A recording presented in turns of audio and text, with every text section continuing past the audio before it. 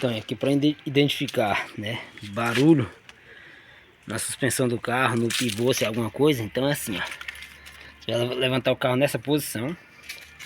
Você vai balançar assim com a mão aqui e outra aqui, né, puxando para ver.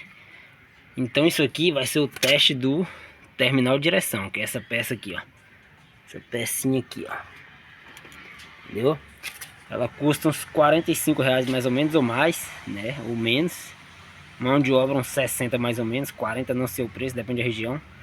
E para testar se é um pivô, é aqui, ó. Pegou a mão aqui, outra aqui, ó. Entendeu? Embaixo outra aqui, balança. Então nessa roda aqui eu achava que era pivô, não é. O pivô é isso aqui, ó. O pivô é essa peça aqui, ó. Mais ou menos aqui, não dá pra ver direito aqui. Tá melado aqui embaixo, então. E outra coisa, né? Pode ser também uma folga no amortecedor, né? Uma folga no amortecedor lá na parte de cima pode fazer esse barulho, então. Então, sendo terminal de direção, às vezes sem levantar o carro, já dá para identificar.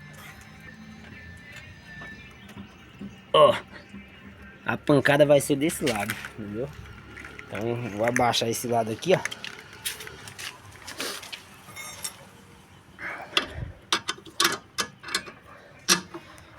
Vou abaixar esse lado.